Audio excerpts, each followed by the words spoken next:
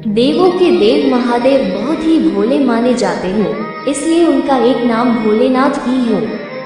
पौराणिक मान्यतानुसार भगवान शंकर को प्रसन्न करने के लिए किसी भी तरह के खास विशेष पूजन की आवश्यकता नहीं होती, क्योंकि कहा जाता है कि वो तो भोले हैं और भक्त की मन से की गई क्षणिक मात्र की भक्ति से ही वो प्रसन्न हो जाते हैं। अगर आप भी शिव की भक्ति और कृपा पाने के लिए सावन के सोमवार का व्रत करते हैं तो इस कथा से भोलेनाथ को प्रसन्न कर सकते हैं। एक बार किसी एक नगर में एक साहूकार था। उसके घर में धन की कोई कमी नहीं थी, लेकिन कोई संतान न होने के कारण वो बहुत दुखी था। संतान प्राप्ति के लिए वो हर सोमवार को व्रत रखता था और पूरी श्रद्धा के साथ शिव मंदिर जाकर भगवान शिव और माता पार्वती की पूजा करता था।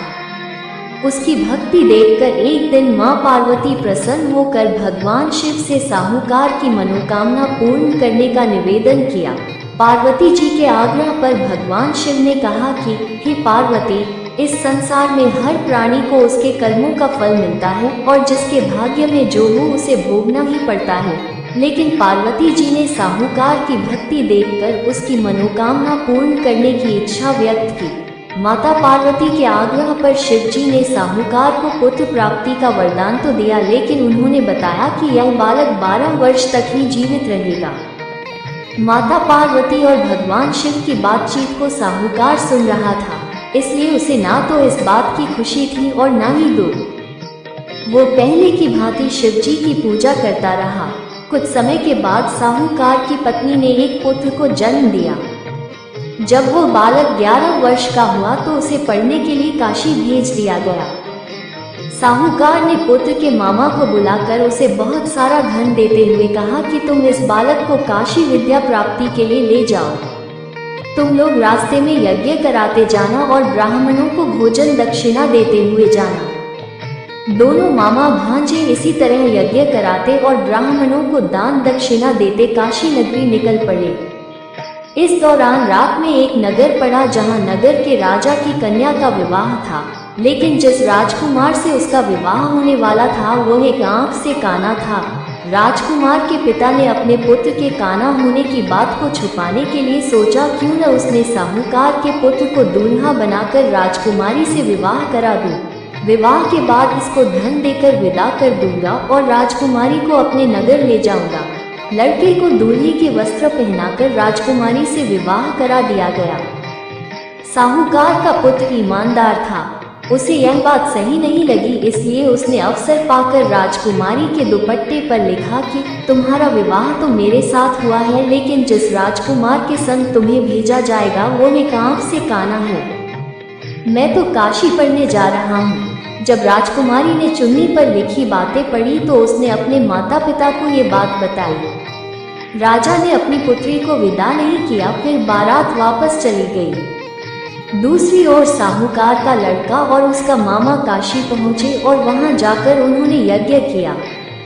जिस दिन लड़का 12 साल का हुआ उस दिन भी यज्ञ का आयोजन था। लड़के ने अपने मामा से कहा कि मेरी तबीयत कुछ ठीक नहीं है। मामा ने कहा कि तुम अंदर जाकर आराम कर लो। शिवजी के वरदानुसार कुछ ही देर में उस बालक के प्राण निकल गए।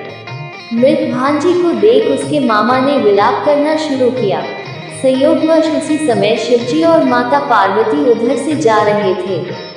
पार्वती माता ने भोलेनाथ से कहा, स्वामी, मुझे इसके रोने के स्वर सहन नहीं हो रहा, आप इस व्यक्ति के कष्ट को अवश्य दूर करें। जब शिवजी मृत बालक के समीप गए तो वह बोले कि यह उसी साहूकार का पुत्र है जिसे मैंने 12 वर्ष की आयु का वरदान दिया था। अब इसकी आयु पूरी हो चुकी है, लेकिन मातृभाव से विभोर माता पार्वती ने कहा कि हे महादेव, आप इस बालक को और आयु देने की कृपा करें, अन्यथा इसके वियोग में इसके माता पिता भी तड़प तड़प कर मर जाएंगे। माता पार्वती के पुनः आग्रह पर भगवान शिव ने उस लड़के को जीवित होने का वरदान दिया। शिव जी की कृपा से वो लड़का जीवित हो गया।